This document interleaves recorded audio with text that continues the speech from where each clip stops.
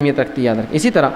بعض ایسی چیزیں جن سے نبی اکرم صلی اللہ علیہ وسلم نے خود علاج کیا ہو، وہ آپ کے سامنے کچھ رکھتا ہوں واقعات اور کچھ چیزیں جن سے خود نبی اکرم صلی اللہ علیہ وسلم نے علاج کیا ہو۔ لیکن ایک بات اس سے پہلے میں بتا دوں کہ جو باتیں حدیث میں آتی ہے کہ آپ صلی اللہ علیہ وسلم نے ان سے علاج کیا ہے، آج بہت سی مرتبہ یہ ہوتا ہے کہ ہم کہتے ہیں ان سے تو جیسا طب نبوی کتابیں ہوتی ہیں، آپ پڑھتے ہیں اور علاج کرنے کی کوشش کرتے ہیں، فائدہ محسوس نہیں ہوتا ہے۔ وہ اس لیے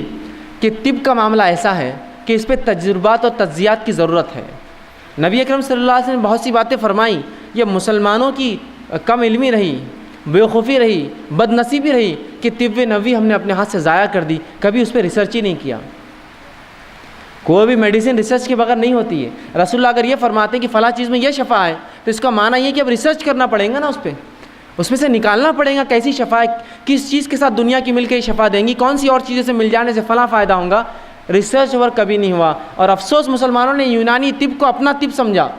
اور یونانی طب کو مکمل طور سے لے لیا، اور طب نبی اس کے چکر میں پوری ختم ہو گئی کہ آج بہت ساری باتیں جو طب نبی میں الفاظ آتے ہیں وہ دوائیں کس کو بولتے ہیں ہم کو معلوم نہیں۔ وہ تو تبھی معلوم ہو سکتا تھا جب اس زمانے کے بعد سے لے کر مسلمان اس کو استعمال کرتے رہتے، اس پہ تجربات کرتے۔ افسوس کہ اتنا زبردست ذریعہ طب کا ہم نے کھو دیا۔ لیکن پھر بھی کچھ باتیں جو آتی رکھنے کی کوشش کرتا ہوں، وہ جس سے رسول اللہ صلی اللہ علیہ وسلم نے شفا کے لیے استعمال کی دواؤں کے طور پر۔ سب سے پہلے جو حدیث میں آتا ہے وہ یہ کہ آپ شہد سے علاج کیا کرتے تھے۔ ایک مرتبہ ایک شخص آیا اور کہ اللہ کے رسول صلی اللہ علیہ وسلم، میرے بھائی کو پیٹ خراب ہو چکا ہے، اسے دست ہو رہے ہیں، آپ صلی اللہ علیہ وسلم نے کہا اسے شہد کھلاؤ۔ وہ گیا شہد کھلا کر آیا، کہا اللہ کے رسول اور بڑھ چکے ہیں، کہا اور کھلا، پھر اس نے کھلا کر آیا، کہا اللہ کے رسول صلی اللہ علیہ وسلم اور بڑھ چکے ہیں، کہا اور کھلا، 3 مرتبہ کھلانے کا حکم دیا۔ پھر وہ آ کر کہ اللہ کے رسول اور اس کے دست بڑھ گئے ہیں، تو کہا اللہ کی کتاب سچی ہے، تیرے بھائی کا پیٹ جھوٹا ہے، اسے اور کھلا شہد، اس لیے کہ اللہ نے شہد کے تعلق سے کہا اس میں شفا ہے، تو اللہ کی کتاب سچی ہے، تیرے بھائی کا پیٹ جھوٹا ہے، اسے اور کھلا۔ جب اور کھلایا گیا تو ان کو شفا مل گئی اس چیز سے۔ آپ دیکھ رہے ہیں جہاں شہد کھلایا گیا وہیں عقیدہ دیکھیے ساتھ میں، کھلا اس کو، اس میں شفا ہے، بس اگر کہہ دیا تو کہہ دیا، یہ نہیں کہ اور عموماً دیکھے تو شہد کھلانے سے بہت سے لوگوں کے دست اور بڑھ جائیں گے، ظاہر تو یہ دکھتا ہے لیکن اس میں شفا ہے، وہ شفا اور فائدہ دیتا ہے۔ اس لیے کہ کبھی دست کا روکنا درست ہوتا ہے اور کبھی ان کا نکل جانا اچھا ہوتا ہے، تاکہ بیماری جو اندر ہے جراثیم پورے نکل جائے پیخانے کے ذریعے۔ تو کہا تیرا بھائی کا پیٹ جھوٹا ہے، اللہ کی کتاب سچی، اور کھلاؤ اس کو ایک بار، اور کھلایا، دست بند ہو گئے، شہد کے ذریعے شفا۔ اسی طرح آپ صلی اللہ علیہ وسلم نے زمزم کا استعمال کیا شفا کے لیے، اور فرمایا زمزم جس نیت سے پیا جاتا ہے اللہ اس میں شفا رکھتا ہے۔ تو یہ علاج بھی ہم کر سکتے ہیں کہ جب حج کو جانا ہو، عمرے کو جانا ہو، جو لوگ جاتے ہیں آپ ان کو کہیے کہ بھائی زمزم ہمارے لیے لائیے، یا خود گئے تو خوب پیجیے اس نیت سے کہ اللہ فلاں مرض کے لیے شفا، فلاں مرض کے لیے شفا، فلاں، اس لیے کہ زمزم جس نیت سے پیا تھا فرماتے ہیں اللہ نے اس میں شفا رکھی ہے اس پانی کے اندر، تو زمزم کا استعمال کیجیے دوا کے لیے۔ اسی طرح گائے کا دودھ یہ بھی بڑا مفید ہے، یاد رکھیے، آپ صلی اللہ علیہ وسلم فرماتے ہیں کہ گائے کا دودھ پیا کرو، اس میں شفا ہے، اور اس کے پنیر کو کھایا کرو، اس میں بھی شفا ہے، اس لیے کہ گائے مختلف قسم کے جھاڑ کھاتی ہے جس کے وجہ سے اس کے دودھ میں شفا ہوتی ہے، لیکن اس کے گوشت میں بیماری ہے۔ کیا فرما رہے ہیں آپ صلی اللہ علیہ وسلم؟ گائے سے علاج کیا کرو، اس کے دودھ میں شفا ہے اور اس کے پنیر میں شفا ہے، لیکن فرمایا اس کے گوشت میں بیماری ہے۔ لیکن ہمارے پاس تو گائے کے گوشت کا معاملہ کیا ہوتا ہے آپ سب جانتے ہیں، اس کے بغیر کوئی دعوت مکمل نہیں ہوتی، اور اس حد تک اس کو کھایا جاتا ہے کسی کو انتہا نہیں۔ آپ کھا سکتے ہیں، حلال ہے، یہ حرام نہیں ہے، لیکن اگر بکثرت اس کو کھائیں گے تو اس میں بیماری ہے، یاد رکھیں کہ رسول اللہ نے واضح اور ایک نہیں ایسی 5 سے 6 روایت ہے جس میں کہا اس میں بیماری ہے، اس کے گوشت میں بیماری ہے۔ تو آپ نے فرمایا اس کے دودھ میں شفا ہے، اس کے پنیر میں شفا ہے، اس لیے کہ گائے چرتی ہے اور بہت سارے مختلف جھاڑ کھاتی ہے جو بیماری کا علاج ہوتے ہیں، تو اس کو پینا چاہیے، اس کے دودھ کو، اس کے پنیر کو، اور کہا اس کے گوشت کے تعلق سے احتیاط کرنا، اس میں بیماری ہے۔ تو حلال ہے ایسا گوشت کھانا، لیکن بکثرت کھائیں گے تو بیماری ہو سکتی ہے، یاد رکھیں، رسول اللہ نے فوراً وضاحت کر دی اس میں بیماری، اور تمام احادیث صحیح ہے، یاد رکھیں۔ تو گائے کے دودھ سے علاج کروائیے،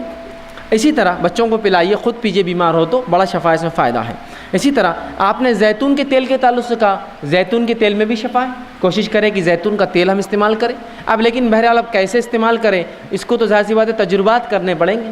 اب جو لوگ تجربے کرتے ہیں مختلف چیزوں میں ملا کر زیتون کا تیل کیا فائدہ ہوتا ہے ان سے پوچھنا پڑیں گے کیسا ہوتا ہے بول کر۔ اسی طرح کلونجی میں آپ نے فرمایا شفا ہے، اور کلونجی کے تعلق سے فرمایا کہ کہ تم جو کالے دانے کلونجی جس کو کہتے ہیں اس کو اگر ساتھ کھایا کرو، اس میں بڑی شفا ہے، اور فرمایا اس کے تعلق سے کہ جو اسے کھاتا ہے اس میں موت کے علاوہ تمام چیز کا جو ہے شفا ہے، تمام چیز کی سوائے موت کے، کلونجی، تو کلونجی کھایا کریں، اس میں بھی شفا ہے۔ اسی طرح اجوا کھجور کے تعلق سے آپ نے فرمایا اس میں بھی شفا ہے۔ اجوا کھجور وہ کھجور ہوتی ہے جو نبی اکرم صلی اللہ علیہ وسلم کے زمانے میں ایک مخصوص احاطہ ہے اس کے اندر اگتی تھی، اسے اجوا کہتے ہیں۔ تو اجوا کھجور جو کھاتا ہے آپ وسلم فرماتے ہیں جس دن وہ کھائے نہار پر 7 اجوا کھجور، اس دن جادو اور اس پہ زہر اثر نہیں کرتا۔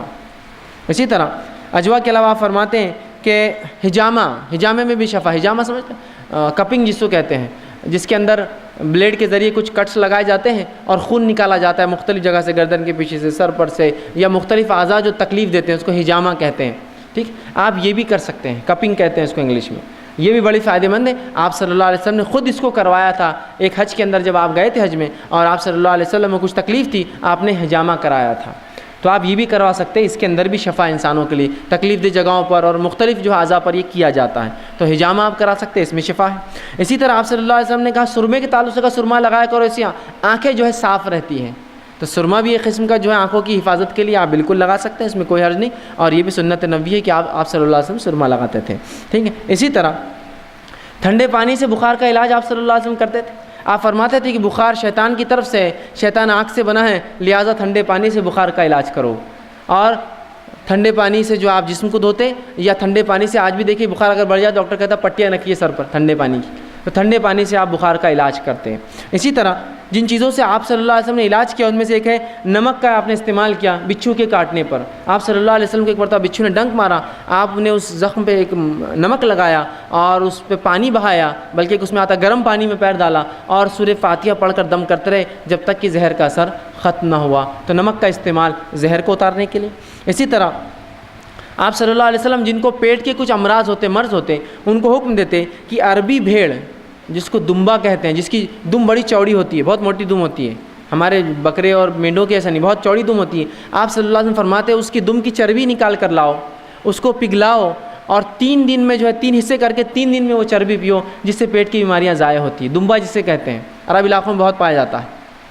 تو آپ صلی اللہ علیہ وسلم اس کی چربی سے علاج کا حکم دیا۔ اسی طرح راکھ سے بھی آپ صلی اللہ علیہ وسلم علاج کروایا۔ آپ صلی اللہ علیہ وسلم جنگ احد کے اندر جب آپ کو کچھ زخم ہوئے تو فاطمہ رضی اللہ عنہا نے کھجور کے پتوں کو جلایا، اور اس کے جلنے کے بعد جو راکھ تھی اس راکھ کو جو زخم پہ لگا کر اس پہ پٹی لگائی، تو یہ بھی جو ہے اس سے بھی آپ صلی اللہ علیہ وسلم نے شفا طلب کی۔ تو یہ وہ تمام کچھ چیزیں تھیں جو احادیث میں ملتی ہیں، میں نے کچھ مختصر جو میرے سامنے واضح تھی میں نے آپ کے سامنے رکھنے کی بہرحال کوشش کری۔ ان چیزوں کے ذریعے آپ نے طلب کی، اس کا مطلب یہ ہوا کہ یہ چیزوں کے ذریعے اور بھی جو حلال چیزیں ہیں ہم سب ان کو استعمال کر سکتے ہیں علاج کے طور پہ۔ جہاں دعائیں بھی پڑھی آپ نے، قرآنی آیتیں بھی پڑھی، صورتیں بھی پڑھی، وہیں جو ہے دنیاوی علاج بھی کیا، شہد بھی کھایا اور زمزم بھی پیا، اور ساتھ میں جو ہے کھجور بھی کھائے، اور سرما بھی آپ لگاتے تھے، حجامہ بھی آپ نے کروایا، اور باقی بہت سی چیزوں میں حکم دیا کہ فلاں کرو فلاں کرو اور فلاں کرو۔ تو پتہ چلا جائز اشیاءوں سے میں اور آپ علاج کر سکتے ہیں، پھر چاہے وہ کیمیکل کے فارم میں ہو آج کل یا کوئی اور فارم میں، بس جائز ہونا یہ شرط ہے۔ اسی طرح اب اگر ہم بیمار ہو جائیں